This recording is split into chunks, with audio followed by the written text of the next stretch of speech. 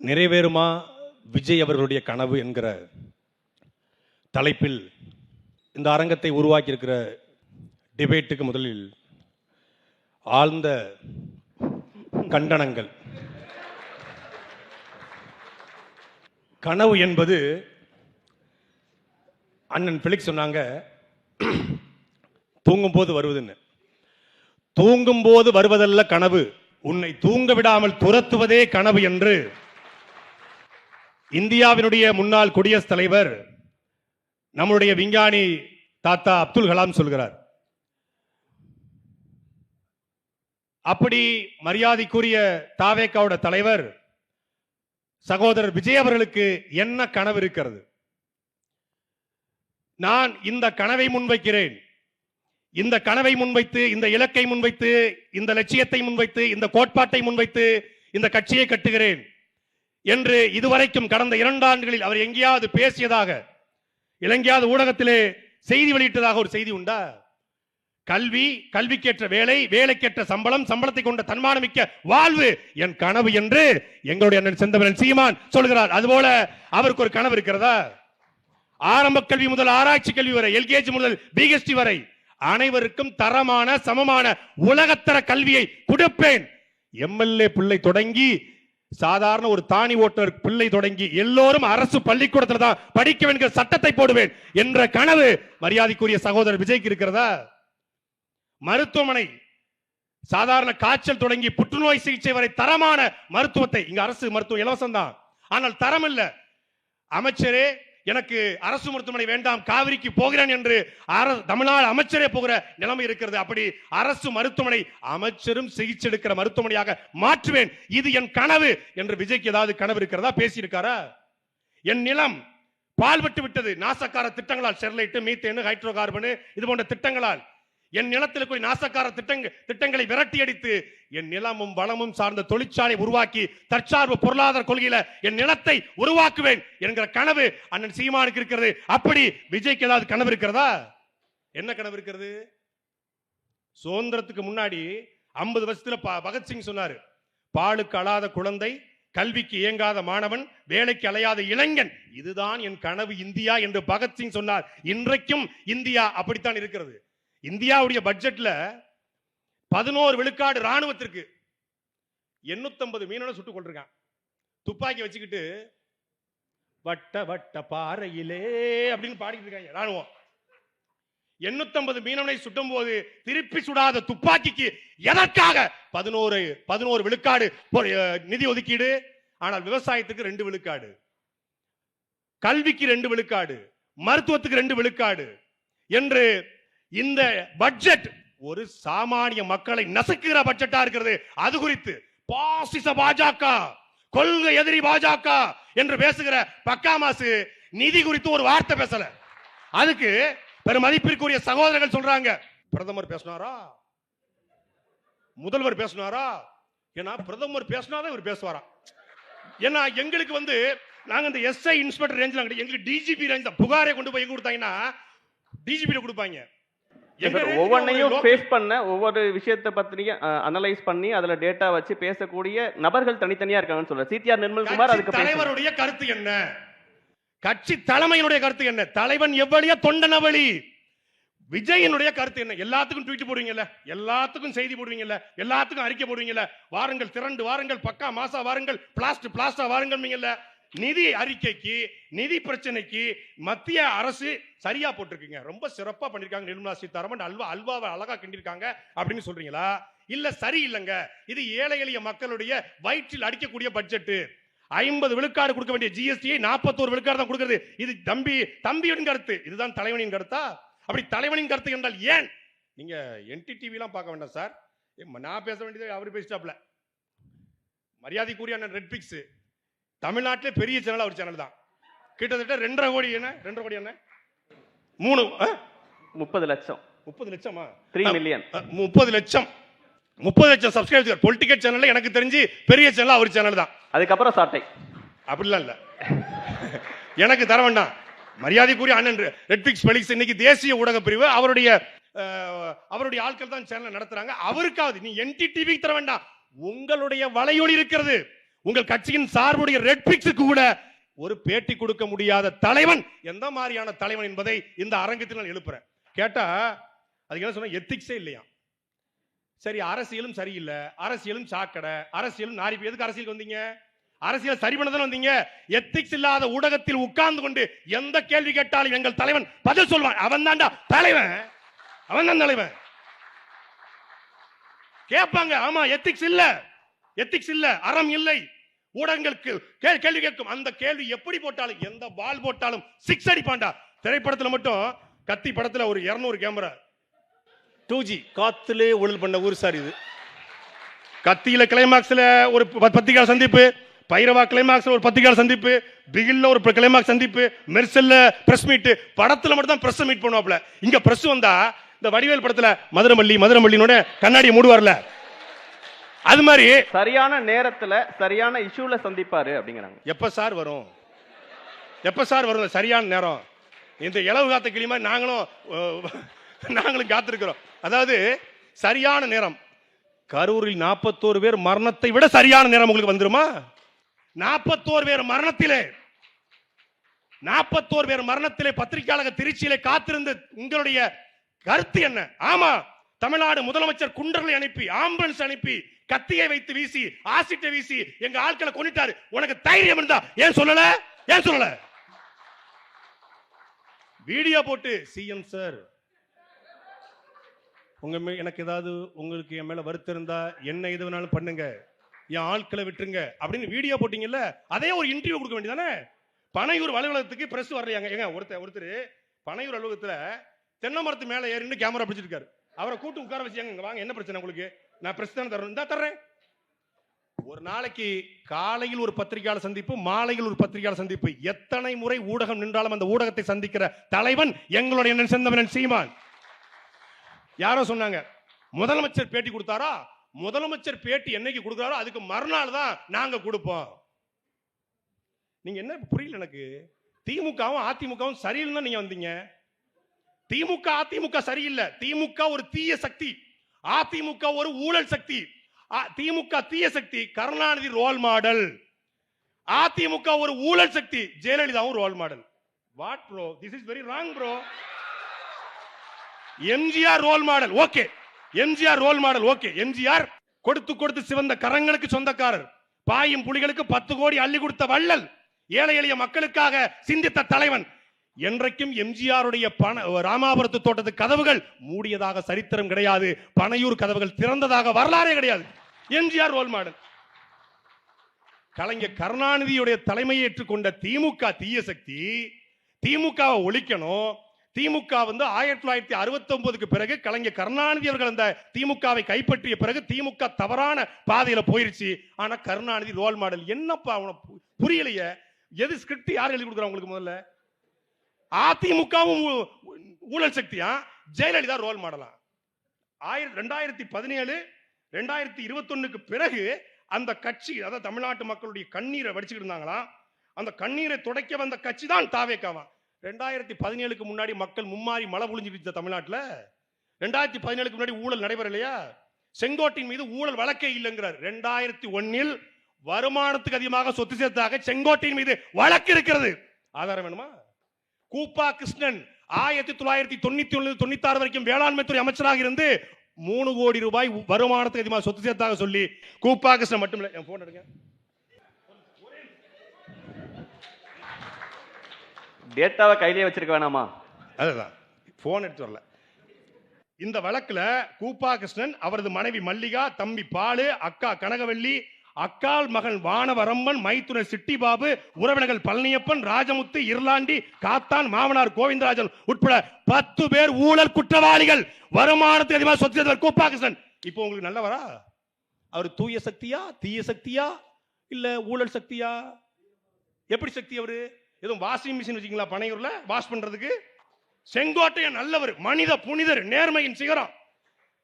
இந்திய திருநாட்டிலேயே ஒடுக்கப்பட்ட தாழ்த்தப்பட்ட மக்களுக்கு எதிராக நடந்த மிக உச்சபட்ச வன்கொடுமை வாச்சாத்தி வன்கொடுமை. அந்த வாச்சாத்தி வன்கொடுமையின் நாயகன் சூத்திரதாரி இந்த செங்கோட்டையன். குழந்தை முகத்தில் ஒரு கொடூரன் செங்கோட்டையன். நான் குற்றச்சாட்டுறேன். ஆவணம் வேணுமா? தமிழ்நாடு சட்டசபையில செங்கோட்டையன் பேசிய பேச்சுகள் இருக்கிறது. ஜெயலலிதாவுக்கு தெரியாமலேயே அந்த வாச்சாத்தி நடந்ததாக இன்றைக்கு வரைக்கும் செய்திகள் உண்டு.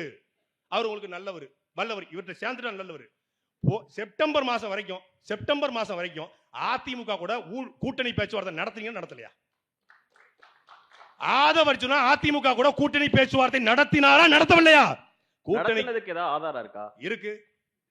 இருக்கிறது 1000 ஆதாரங்கள் இருக்கிறது. எடுத்து வெளியோடவா? கூட்டணி பேச்சுவார்த்தை நடத்திட்டு அது வரைக்கும் அதிமுக நாங்க பேச மாட்டோம். ஏன்னா அதிகாரத்தில் இல்லாதவங்க நாங்க பேச மாட்டோம். இப்ப எதுக்கு பேசுறீங்க? அது போன மாசம், இது இந்த மாசம். சரி, அதெல்லாம் செங்கோட்டையனை விடுங்க, கூப்பா கிருஷ்ணன் விடுங்க. ஆதவர்ஜுனா யாரு? ஆதவர்ஜுனா லாட்டரியில மாமனார் 3000 கோடி கொடுத்ததா அவரே சொல்றாரு. என் மாமனார் கொடுத்தாருன்னு. அந்த 3000 கோடி ஏழை எளிய மக்களுடைய வயிற்றுல அடிச்சு சம்பாதிச்ச பணமா இல்லையா? அதெல்லாம் விட்டுருவோம். ஒரு நிமிஷம் எடுத்துக்கிறேன். அடுத்த சுற்றுல கூட ஒரு நிமிஷம் மைனஸ் பண்ணிக்கோங்க. இதெல்லாம் ஊழல் அல்ல. அண்ணன் சொன்னாங்க தாமதமாக வருமான வரித்துறை அபராதம் போட்டாங்களாம். 10 வருஷத்துக்கு முன்னாடி ஒருத்தன் கொலை பண்ணியிருக்கான், அவனை கண்டுபிடிக்க முடியல. திடீர்னு காவல்துறைக்கு எவிடன்ஸ் கிடைச்சிருச்சு, கண்டுபிடிக்குது. நான் 10 வருஷத்துக்கு முன்னாடி செஞ்ச கொலைக்கு இப்ப போய் பிடிப்பீங்களான்னு கேட்க முடியுமா? நீதிமன்றம் சொல்லு சார். சார் சார் நீதிபதி செந்தில்குமார் சொல்றார் சார். நீதிபதி செந்தில்குமார் சொன்னது தப்புன்றீங்களா? நீதிபதி செந்தில்குமார் சொன்ன சட்டம் தப்பா இல்லையா சொல்லுங்க. நீதிபதி செந்தில்குமார் சொன்னது சரியா தவறா? மரியாதைக்குரிய என்ன பெலிக் சொல்லுங்க.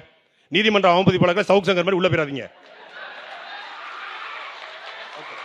திரு துரைமுருகன் பேசுங்க. நைட் போயிட்டு திரு துரைமுருகன் அதெல்லாம் இருக்கட்டும்.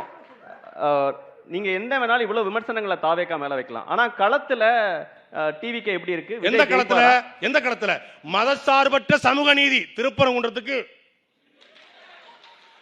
சாதி ஒழிப்பு, சமூக நீதி, அம்பேத்கர் கொள்கை தலைவர் கவின் ஆணவ படுகொலைக்கு என்ன களம்? 2024 தேர்தல் களம் இல்ல, விக்கிரவாண்டி தேர்தல் களம் இல்ல, ஈரோடு தேர்தல் களம் இல்ல. மக்களுடைய பிரச்சனைகள் தமிழ்நாடு முழுக்க நடந்து கொண்டிருக்கிறது. அந்த களத்துல தாவேக்கா நிக்கிறதா? தாவேக்கா என்ன பண்ணிக்கிட்டு இருக்கு? இல்ல, ஓட்டு போட போற ஒவ்வொருத்தங்களும் விஜயா மாறுவாங்க, வேட்பாளர் ஒவ்வொருத்தங்களும் விஜய். சரி, அப்ப எல்லாரும் விஜய்னா இந்த 1.5 கோடி ரூபாய் பணத்தை ரெட்பிக்ஸ் வெளிஸ் கட்டிடுவாரா? இல்ல அனந்தஜித் கட்டிடுவாரா? எல்லாரும் விஜய்னா என்னங்க இது? எல்லார் வீட்டுக்கும் இங்கே விஜய் தேவையில்லை. வீட்டுக்கு ஒரு பிரபாகரன் தேவைப்படுகிறான். இந்த நிலத்துல வீட்டுக்கு ஒரு பகத்சிங் தேவைப்படுகிறான், வீட்டுக்கு ஒரு வேலுநாச்சியார் தேவைப்படுகிறார், வீட்டுக்கு ஒரு காமராஜர், வீட்டுக்கு ஒரு கக்கன், வீட்டுக்கு ஒரு ஜீவானந்தம், வீட்டுக்கு ஒரு சிங்காரவேலு, சொல்ல போனால் வீட்டுக்கு ஒரு அம்பேத்கர் தேவைப்படுகிறார். வீட்டுக்கு ஒரு விஜய் எல்லாம் தேவையில்லை. ஒரு விஜயவே இந்த நாடு சமாளிக்க முடியல. இல்ல வீட்டுக்கு ஒரு விஜயா? ஒரு விஜயே வீட்டு விட்டு வெளியே வர மாட்டாரு, ஒரு விஜயே பத்திரிகையாளர் சந்திக்க மாட்டாரு, ஒரு விஜய் வந்ததற்கே அத்தனை பேரும் மரத்தில் எடுத்துறான். இல்ல வீட்டுக்கு ஒரு விஜய் யாருன்னா? என் தம்பி ஒருத்தன் நல்ல பையன், நல்ல படிச்சவன், ரொம்ப க்ளோஸ் ஃப்ரெண்டு. இது அரசியல் விமர்சனம் இல்ல, பொதுவா சொல்றேன். நல்ல பையன், நல்ல படிச்சவன். அவர் ஃப்ரெண்டுக்கு இவர் ஃப்ரெண்டா? நல்ல பேண்ட் ஷர்ட் எல்லாம் போட்டு அழகா இருந்தான். திடீர்னு பார்த்தா மரத்துல ஏறான், திடீர்னு பார்த்தா டிரான்ஸ்ஃபார்மர்ல ஏறான், திடீர்னு பார்த்தா நைட்டு தூங்கிட்டு இருக்கலாம் விசில் வச்சு எழுப்புறான். அப்புறம் தான் தெரிஞ்சுதான் ஒரு பைத்தியக்கார பையன். இப்ப அந்த பைத்தியத்தை என்ன பண்ண முடியுது? எங்க ஊர்ல மாரியம்மன் கோயில வேப்பிலை வச்சு அடிப்பாங்க. இப்ப பைத்தியங்களை, அந்த பைத்தியத்தை சாட்டையை வைத்து அடிக்க வேண்டிய தேவை ஏற்பட்டிருக்கிறது. நாங்கள் கேட்பது ஒண்ணுதான். இவங்க 2 பேரும் என்ன பண்ணாங்கன்னா, ரெட்பிக்ஸ் அண்ணனும் தம்பியும் சேர்ந்து 2 ஆண்டுகளில் விஜய் என்ன செய்தார்னு சொல்லல. 2 ஆண்டுகள்ல நான் என்ன விமர்சனம் பண்ணேன், செந்தில்வேல் என்ன விமர்சனம் பண்ணாரு, சானாவாஸ் என்ன விமர்சனம் பண்ணாரு, எங்க விமர்சனத்தை அப்புறம் பதில் சொல்லலாம். நீங்க என்ன பண்ணீங்க? நீங்கள் இந்த 2 ஆண்டுகளில் நாங்கள் இதை செய்தோம். நாம் தமிழர் கட்சி பழனி முருகன் கோவிலில், திருச்செந்தூர் முருகன் கோவிலில், தஞ்சை பெருவுடையார் கோவிலில் தமிழில் வழிபாடு நடத்த வழக்கு போட்டு வென்று தமிழை உள்ளே கொண்டு போயிருக்கிறது. அப்படி ஏதாவது இருக்கிறதா? 7 தமிழர் விடுதலை நாம் தமிழர் கட்சி சாத்தியப்படுத்தியிருக்கிறது. இந்த களத்தில் என்று ஓட்டுக்கு பணம் கொடுக்காம, கோட்டர் கோழி பிரியாணி கொடுக்காம 8.2 விழுக்காடு வாக்களை பெற்ற இந்திய தேர்தல் ஆணையத்தில் அங்கீகாரம் பெற்றிருக்கிறது. அப்படி என்ன செஞ்சீங்க? வெறும் என்ஜிஓ பாலிடிக்ஸ். பன்னு கொடுத்தோம், பிரெட் கொடுத்தோம், ரத்தம் கொடுத்தாங்களா? தம்பி மரியாதைக்குரிய அனந்தஜித் அவர்களே, உங்களுடைய தலைவன் விஜயை பார்க்க வந்து துள்ள துடிக்க இறந்து போன அவர்களுக்கு ரத்தம் கொடுத்தது நாம் தமிழர் கட்சியின் குருதி கொலை பாசறை. நாம் நமக்கு வெளிப்படையா அறிவித்தது. கரூரில் பாதிக்கப்பட்டிருக்கிற நம்முடைய உறவுகளுக்கு ரத்தம் கொடுக்க தமிழ்நாடு முழுக்க போங்கள் என்று உத்தரவிட்டவன் எங்கள் தலைவன் சீமானே ஒழிய உங்கள் தலைவன் ஓடி ஒளிந்த தலைவன். அதனால அடுத்த சுற்றியாவது என்ன பண்ணணும், என்ன பண்ண போறோம்னு எடுத்து வைங்க. அப்புறம் மைக்க பிடிச்சாச்சுல அடுத்த சுற்றியும் கொளுத்தி போடுவோம். எங்களை அமைச்சராக்கி சட்டசபைகளை பார்க்கணும்னு சொல்லி நடுநாயகமாக அமர்ந்திருக்கிற பெருமதியாரிக்குரிய அண்ணன் சபீர் அவர்களுக்கு ரொம்ப ஆசை. உங்க ஆசை நிறைவேற என்னுடைய வாழ்த்துக்கள். ஆனா ஆட்சியிலும் பங்கு அதிகாரத்திலும் பங்கு என்கிற அந்த கோட்பாட்டை நாம் தமிழர் கட்சி ஒருபோதும் ஏற்கல. ஏன்னா இருக்கிற இந்த கட்சிகள் எல்லாம் சரியில்லை, இவர்கள் ஊழல் கட்சிகளாக இருக்கிறார்கள், இவர்கள் லஞ்ச லாபணியத்தை ஆதரிக்கிறார்கள், இந்த கட்சியின் ஆட்சி அதிகாரம் சரியில்லை என்றுதான் நாம் தமிழர் கட்சி தொடங்கப்பட்டுச்சு. நாங்க கூட்டணிக்கு போறதுக்கு தயாரா இருக்கோம். யார் கூட போலாம் சொல்லுங்க. ஆத்துமணல் கொள்ளையை தடுக்கணும், கனிமவள கொள்ளையை தடுக்கணும், இயற்கை வள சூழலை தடுக்கணும், வாரிசு அரசியலை ஒழிக்கணும், ஊழலை ஒழிக்கணும். யார் கூட போகலாம்? யார் கூட போகலாம் சொல்லுங்க. நீங்களே ஒரு ஐடியா கொடுங்க. இவங்க கூட போங்க. நாங்க தயாரா இருக்கிறோம், தாராளமா இருக்கிறோம். தமிழக வெற்றி கழகம் ஆட்சியிலும் பங்கு அதிகாரத்திலும் பங்குன்னு சொல்லிச்சு. யார் கூட? யாராவது புதிதா வந்தா, புதிதா இல்ல, ஏற்கனவே இருக்காங்க இல்லையா, ஏற்கனவே திமுக அதிமுக கூட கூட்டணி வச்ச கட்சிகள் கூட ஆட்சியிலும் பங்கு அதிகாரத்திலும் பங்குது. ஏற்கனவே இருக்க கட்சிகள் சரியில்லைன்னு தான் தமிழக வெற்றி கழகம் தொடங்கப்படுது. தொடங்கப்பட்ட தமிழக வெற்றி கழகம் சொல்லுது பழைய கட்சிகளை கூப்பிட்டு எங்க கூட வாங்குது. அப்ப பழைய கட்சிகள்லாம் நல்லா இருந்துச்சுன்னா நீங்க எது கட்சி தொடங்குனீங்க? சரி, ஆட்சியில பங்கு சரி, அது என்ன அதிகாரத்துல பங்கு? ஆட்சியில பங்குனால அதிகாரத்துல பங்கு ரெண்டும் ஒண்ணுதான். ஒரு ரைமிங்ல போடுவோம். அது மாதிரி ரைமிங்ல போட்டாப்ல என்ன தெரியுமா சொன்னாப்ல? மரியாதைக்குரிய அண்ணன் பெலிக்ஸ் அவர்கள் சொன்னாங்களே, அதே கருத்து தான் விக்கிரவாண்டியோட மாநாட்டில் விஜயர்கள் சொன்னாங்க. தனித்த பெரும்பான்மையோடு, சிங்கிள் மெஜாரிட்டியோடு தமிழ்நாட்டில் ஆட்சி அதிகாரத்தை பிடிக்கக்கூடிய வலிமை நமக்கிட்ட இருக்கு, அந்த நம்பிக்கை நமக்கு இருக்கு, துணிச்சலும் இருக்கு.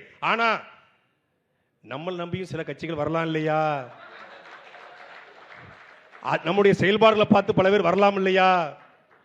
அதுக்கான அரசியல் சூழல் உருவாகலாம் இல்லையா? அப்ப அவங்களை நம்ம மதிக்கணுமா இல்லையா அப்படின்னாரு. கிரண் படத்துல, இந்த நியூ படத்துல கிரண் பேசுற மாடுலேஷன் அது. அவங்களுக்கு வயசாயிடுச்சு இல்லையா, அதனால அவர் ஏணில ஏற முடியாது இல்லையா, நம்ம நம்பி சில பேர் வரலாம் இல்லையா, நம்ம மதிக்கணுமா இல்லையா அப்படின்னாப்ல. சரி ரைட், அவருக்கு ஏதோ ஒரு மாடுலேஷன் பண்ற வச்சுக்கோங்க. அந்த மாடுலேஷன் பண்ணி 2 வருஷம் ஆச்சு, எக்ஸாக்ட் 2 இயர்ஸ். 3 மாசத்துக்கு முன்னாடி மரியாதைக்குரிய தம்பி, அருமை தம்பி அனந்தஜித் அவர்கள் ஒரு வலையொலியில, எந்த வழின்னு சொல்ல வலையொலி சொல்றாரு, ஜனவரி வரட்டும், எத்தனை கட்சிக்கு வருது, அவர் வராரா, இவரு வராரா அப்படின்னு 2 பேரு. இவரு ஜனவரிக்கு அப்புறம் பாருங்க, ஜனவரி வந்து பிப்ரவரி மாதம் தேதி இன்னைக்கு 6, பிப்ரவரி 30 வந்தா தாவேக்காக்கு கூட்டணி சாத்தியப்படும். பிப்ரவரி 30 விஜய் அவர்களுக்கு மாசு இருக்கு, அவர்தான் மாற்றத்தை உருவாக்க போகிறார். தமிழ்நாட்டிலே 38 விழுக்காடு ஆதவர்ஜுனா, 42 விழுக்காடு நிர்மல்குமார், 40 விழுக்காடு செங்கோட்டை என்று கருத்து கணிப்புகளை சொல்றீங்கல்ல, இத்தனை விழுக்காடு இருக்கு என்று. இத்தனை விழுக்காடு இருக்கு என்றால் ஏன் தமிழ்நாட்டில் இதுவரைக்கும் இந்த ஒரு அரசியல் கட்சி கூட தாவேக்கா கூட கூட்டணிக்கு வரல? தப்பு, ஒரு கட்சி வந்துச்சு, ஒரே ஒரு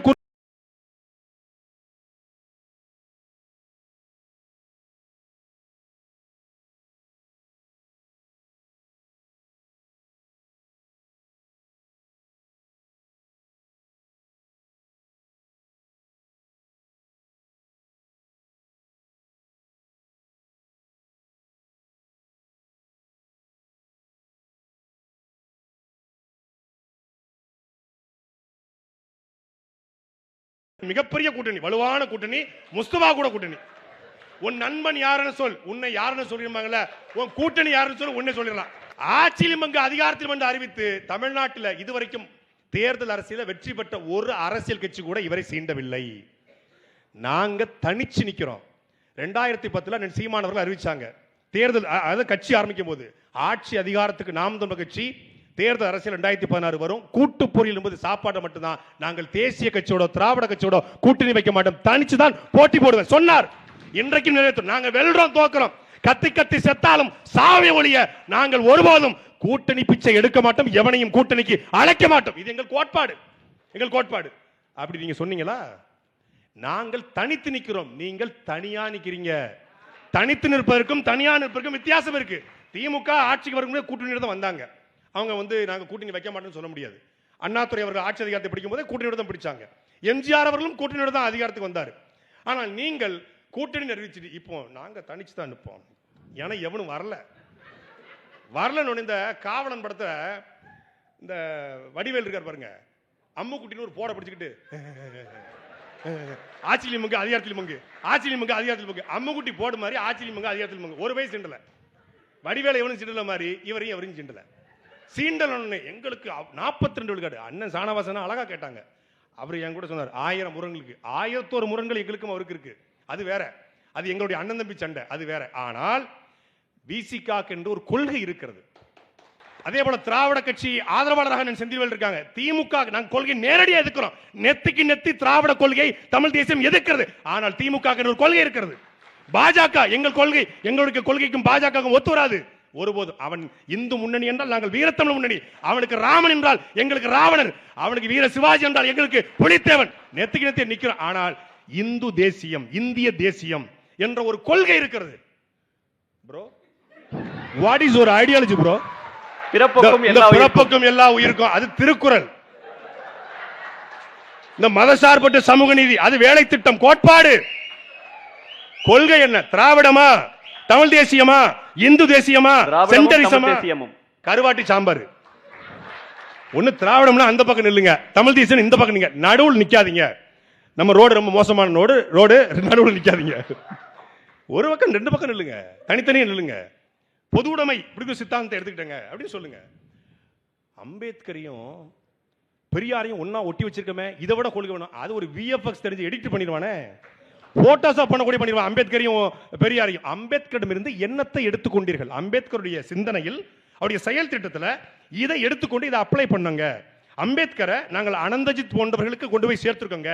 அம்பேத்கரை நாங்கள் இந்த வடிவத்தில் இந்த புதிய தலைமை. அவன் சொல்றான், ஈரோடு விஜய் அவர்கள் பேச வர்றாரு, 5 பேர் போட்டோ வச்சிருக்கு, கொள்கை தலைவர்கள், ஐடியாலஜி லீடர்ஸ். ஒருத்தன் சொல்றான், ஒரு தம்பி ஒருத்தர் சொல்றாப்ல, உங்களுடைய ஐடியாலஜி பேர்லாம் சொல்லுங்க. அதெல்லாம் தெரியாது ப்ரோ, அதெல்லாம் தெரியாது ப்ரோ. ப்ரோ ப்ரோ கேமரா கொஞ்சம் கட் பண்ணுங்க ப்ரோ. என்ன அதெல்லாம் தெரியாது ப்ரோ. பட் ஈரோட்ல இருந்து ஒருத்தர் கொள்கை தலைவர், உங்களுக்கு ஈரோட்ல இருந்து யாரு? செந்தில் பாலாஜின்றான். எது செந்தில் பாலாஜி? யார்? திமுக அமைச்சர்ப்பா. ஈரோட்ல இருந்து கொள்கை தலைவர்ல உங்களுக்கு யாரா? அந்த 5 பேர்ல யாரை ரொம்ப பிடிக்கும்? இந்த புதுசா வந்திருக்காரு செங்கோட்டையன், அவரை பிடிக்கின்றான். செங்கோட்டையும் கொள்கை தலைவர். இவ்வளவுதான். இதனால் தான் நாங்கள் யாரையும் தகுதியை குறைத்து மதிப்பிடக்கூடியவர்கள் கிடையாது.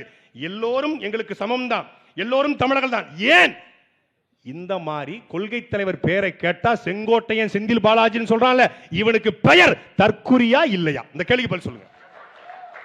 திமுக அரசியல் மயப்படுத்துறது தானே வேலை. தற்கூரின்னு சொல்றது, சினிமா ரசிகன்னு சொல்றது சரியா? சரிதான், சரிதான். என் வீட்டுல ஒரு என் பையன் ஒரு தவறு செய்யறான், இல்ல மதம் இருந்தான், புகைப்பிடிக்கிறான். அவனை செல்லமே, என் தங்கமே, இது போல நீ பண்ணாதன்னு சொல்லணும். ஒரு அடியை போட்டு இனிமேல் அடிச்சணும் அப்படி சொல்லணும். அதுக்கு ஒரு தேவை இருக்குல்ல. இப்போ நம்ம வகுப்பறையில் பாடம் படிக்கணும், 50 பேர் உட்காந்து பாடத்தை கவனிக்கணும். பாடத்தை கவனிக்க முன்னாடி மாப்பிள்ள கட்டடிச்சிட்டு ஜனநாயகம் படத்துக்கு போமா அப்படின்னு பேசிக்கிட்டு இருந்தா வாத்தியார் கூப்பிட்டு, சூப்பரா உன்ன மாதிரி அருமையான ஸ்டூடெண்ட் பார்த்தீங்களா அப்படின்னு சொல்லுறா. நேரம் டஸ்ட்பின் தூக்கி டப்புன்னு எரிவாரே மாட்டாரா? இதுதான். இதனால தான் அவர்களை திருத்த வேண்டிய தேவை ஏற்படுது. இப்ப சாட்டை எடுத்து திருத்த வேண்டிய தேவை இருக்கிறது. அதனால தான் அடிக்கிறோம், ஓங்கி ஓங்கி அடிக்கிறோம். திருந்து திருந்து திருந்து இல்ல, அரசியல் படு. அவர் திருத்தல, அவர் திருத்திருந்தா நான் திருத்திக்க மாட்டோம், நாங்க திருத்திக்க மாட்டோம். அவர் என்னுடைய கூட்டத்துக்கு வருகிறவன் என் கொடியை சாக்கடைக்குள்ள போடக்கூடாது என்று விஜய் சொல்லி இருந்தால் நாங்கள் பேச மாட்டோம். என் கூட்டத்துக்கு வருவன் மரத்தில் ஏறக்கூடாது, டிரான்ஸ்பார்மர் ஏறக்கூடாது, பெண்களை மதிக்க வேண்டும், என் கூட்டத்துக்கு வருவன் ஒழுக்கமா நடந்து கொள்ளணும், விசிலை தூங்குறவன் காதுல அடிக்க கூடாது என்று சொல்லி இருந்தால் நாங்கள் எதுக்கு பேச போறோம்? கொள்கைகளை தெரியப்படுத்தாம விஜய் எதிர்ப்பிலேயே நாம் தமிழர் போயிடுச்சு. சாட்டை துரைமுருகன் விஜய் எதிர்ப்பு விஜய் அரசியலுக்கு வருவாரு, அவர் தாவேக்கான ஒரு கட்சி ஆரம்பிப்பாரு, 5 கொள்கை தலைவர் ஆரம்பிப்பாருன்னு நாம் தமிழ் தொடங்கணும். நாங்கள் இனத்தின் வழியிலிருந்து பிறந்தவர்கள். ஈழத்திலே கொத்து கொத்தாக மக்கள் கொண்டப்பட்ட பொழுது காப்பாற்ற யாருமே இல்லை என்கிற வழியிலே நாங்கள் வந்தவர்கள். இந்த நிலத்திலிருந்து எல்லா போராட்டத்திலும் நாங்கள் நிற்கிறோம். நாங்கள் மேலே எழுந்து வருகிற பொழுது ஒரு கூட்டம் சினிமா என்கிற ஒரே ஒரு பிம்பத்தை மட்டும் வைத்துக் கொண்டு, சினிமாக்கார அரசியலுக்கு வரக்கூடாதுன்னு சொல்லல, சினிமாக்கார அரசியலுக்கு வரட்டும், அது ஒரு துறைதான். ஆனால் சினிமா என்கிற ஒரு போதையை மட்டும் வைத்துக் கொண்டு ரசிகனை அப்படியே வாக்காளா மாத்தி நான் வென்றுவேன் ஒருத்தர் சொன்னால் அதை வெளுக்க வேண்டியது எங்களுடைய அரசியல் கடமை. அதெல்லாம் அடிக்கிறோம்.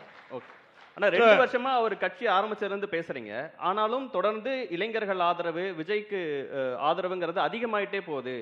நான் ஷானவாஸ்ட கேட்ட அதே தனுஷுக்கு ஆதரவு இல்ல. இட்லி கடை படத்தினுடைய ஆடியோ லான்ச் கோயம்புத்தூர்ல தனுஷ் என்ன டாடா ஏஸ்ல வச்சு ஆளத்திட்டு இருந்தாரு, 1,00,000 பேர் தரணும். இதே மரியாதைக்குரிய அஜித் அவர்கள் திருச்சியில துப்பாக்கி சூடு பயிற்சிக்கு போறாரு. யார்ட்டையுமே சொல்லல, அவரா போறாரு. ஆயிரக்கணக்கில் கூடிட்டான். ஆனால் ஆயிரக்கணக்கில் கூடிய அஜித் ரசிகர்கள் கலைஞ்சு போங்கன்னு சொன்ன உடனே அடுத்த நொடியிலே கலைஞ்சு போனான். ஏன்னா அவரை ஃபாலோ பண்றான். சரி, நம்ம தலை சொன்னா நம்ம கேட்கணும்ன்றான். இவரு இறங்கு இறங்கு இறங்கு, முத்தம் கொடுத்தாதான் இறங்குவேன்றான். சரி சரி, முத்தம் கொடுத்தா. இன்னைக்கு முத்தம் கொடுத்தாதான் இறங்குவேன்னு சொல்றவன் நாளைக்கு நீ பணம் கொடுத்தாதான் நான் வேலை செய்வேன்னு சொல்லுவானா மாட்டானா? ஊழலுக்கான பிறப்பிடம் இது. தளபதி நான் இறங்க மாட்டேன், நீங்க கமிஷனை கொடுத்தாதான் நான் வேலையை பார்ப்பேன்னு சொல்லுவானா மாட்டானா? அதைத்தான் கேள்வி கேட்கிறோம். எல்லாருக்கும் இங்க மாசு இருக்கு. கிட்ட கேட்ட அதே கேள்வி, ஷானவாஸ் அவர்கள்ட்ட கேட்ட அதே கேள்வி. உங்க கட்சியின் வாக்குகள் இன்னொரு பக்கம், இன்னொரு தலைவர் புதுசா கட்சி ஆரம்பிச்சோடனே பிரியுதுங்கிறத அந்த பதற்றத்துல நாம் தமிழர் இவ்வளவு வீரியமா 2024 இந்த கேள்விக்கு பல தடவை பதில் சொல்லியாச்சு. இது ஒரு அரத பிரசான கேள்வி. இருந்தாலும் 1 செகண்ட் உங்களுக்காக சொல்றேன். இப்ப நீங்க டிவிக்கே விட அதிக வாக்குகள் வாங்குவீங்க. இல்ல, 2021 சட்டமன்ற தேர்தலில் நாம் தமிழ் கட்சி 31 லட்சம் வாக்களை பெறுது. 2024 நாடாளுமன்ற தேர்தலில் நாம் தமிழ் கட்சி 36,50,000 வாக்களை பெறுது. 2021க்கும் 24க்கும் 5 லட்சம் வாக்கு தான் வித்தியாசம். 2024 பக்கா மாசம் கட்சி தொடங்கிட்டாப்ல. அப்படின்னா 2024 எங்களுக்கு விழுந்தது வெறும் 5 லட்சம் வாக்கு தான். அப்ப அந்த 5 லட்சம் ஓட்டு தான் பக்கா மாசு ஓட்டா? ஏங்க, உலகத்தில் 24 நாடுகளை எதிர்த்து சண்டையிட்ட எங்கள் தலைவன் பிரபாகரனை தலைவனாக ஏற்றுக்கொண்ட கூட்டம் நாம் தமிழர் கட்சி கூட்டம். நாம் தமிழர் கட்சிக்கு வாக்கு செலுத்துற ஒரு வாக்காளன் வேற எந்த கட்சிக்கும் எந்த காலத்திலும் வாக்கு செலுத்த மாட்டான். அண்ணன் ஷானவாஸ் சொன்னதுதான். நாங்க நிரூபிக்கப்பட்டுருச்சு. அது ஒரு அங்கீகரிக்கப்பட்ட கட்சி. 30 வருஷம் போராட்டம், ஒரு இலக்கு இருக்கு. எனக்கு அண்ணன் திருமாவளவன் மீது விமர்சனம் உண்டு, கருத்தின் மீது. ஆனால் ஒரு அண்ணன் சொன்னாரு, திருமாவளவனுடைய கைகளை ஒரு நாள் பார்த்தேன், கை முழுக்க கீறலாக இருந்தது. என்னென்ன இப்படி இருக்குன்னு கேட்டேன். தம்பி, நம்ம ஆட்கள்லாம் பெருசா படிச்சிருக்க மாட்டான்டா, புறம் வேலைக்கு போறவன்டா, அவெல்லாம் பெருசா நகை வெட்ட மாட்டான்டா, கூட்டத்துக்குள்ள போகும்போது கையை தொடுவான்டா, அப்படி கீறி கீறி என் கை முழுக்க நீ கீறலா இருக்குது என்று அண்ணன் திருமா சொன்னதாக ஒருத்தர் சொன்னார். அப்படி மக்களோடு மக்களா கிடந்து தலைவராக மாறி இருக்காங்க எங்க அண்ணன் சீமான். என் மீனவனை அடித்தால் சிங்கள மாணவனை அடிப்பேன் சொன்னதற்காக 8 மாசம் சிறை, தொடர்ச்சியா 3 முறை குண்டர் சட்டம் என்று 1.5 ஆண்டு ஜெயிலில் இருந்து திரையிலிருந்து கட்சி தொடங்கல, சிறையிலிருந்து கட்சி தொடங்கியவன் அண்ணன் சீமான். அப்படி ஒரு தலைவர்கள் உருவானாங்க. அப்படியேதான் இருக்கு அவங்களுக்கு. நான் நடிப்பேன், எனக்கு 30 வருஷமா நீங்க என் படத்தை பார்த்துருக்கீங்க, உங்களுக்கு நான் ஏதாவது செய்யணும்னு ஆசைப்படுறேன், அதனால நான் அரசியலுக்கு வந்துடுறேன். அடரா, என்னை வெள்ளைக்கார அரசு அடக்கிவிட்டது, ஒடுக்கிவிட்டது. எனக்கு இருக்கிற ஒரே ஒரு சித்தாந்தம் பொது உடைமை சித்தாந்தம் தான், சமூக நீதி கோட்பாடு தான். இதை வைத்துக் கொண்டு இந்த நிலத்தை மாற்ற வேண்டும் என்று வெள்ளையனை எதிர்த்து போராடி சிறைக்கு போய் பொது உடைமை தத்துவத்தை ஏற்றுக்கொண்டு நல்லகண்ணு போன்றவர்கள் அரசியலுக்கு வந்தாங்க. இன்னைக்கு நான் சினிமால நடிச்சிருக்கிறேன், அதனால எனக்கு ஓட்டு போடுங்கன்னு சொல்லி அரசியலுக்கு வராங்க. நான் கடைசியா சொன்னது, எல்லாருக்கும் மாசு இருக்கு, எல்லா நடிகர்களுக்கும் மாசு இருக்கு. ஆனால் விஜயனுடைய மாசு ஓட்டா மாறுமா என்பதை 2026 களத்துல இந்த மக்கள் தீர்மானிப்பார்கள். தமிழ்நாட்டு மக்கள் ஒன்றும் அப்படி முட்டாள் கிடையாது. இங்க வீட்டுக்கு ஒரு விஜய்லாம் கிடையவே கிடையாது. வீட்டுக்குள்ள விஜய் போகவும் கிடையாது. வீட்டுக்குள்ள கரூருக்கே போகல, ஒரு வீட்டுக்கு போயிடுவாரா? அதனால களத்துல எப்பொழுதும் போல நாங்கள் தான் இந்த களத்தை தீர்மானிக்கக்கூடிய சக்தியாக நிற்கிறோம். மக்கள் களத்தில் எங்கள் கோட்பாடுகளை, கொள்கைகளை எடுத்து வைத்திருக்கிறோம். அந்த கோட்பாட்டுக்கும் கொள்கைக்கும் வாக்கா இல்லை ரசிக கூட்டத்துக்கு வாக்கா என்பதை இந்த தேர்தல் நிரூபிக்கும். ரசிக மனப்பான்மை எப்போதும் மங்கும், இன எழுச்சி எப்போதும் பொங்கும். பிப்ரவரி 21 திருச்சி மாற்றத்திற்கான மக்களின் மாநாடு அதை நிரூபிக்கும். நன்றி, வணக்கம்.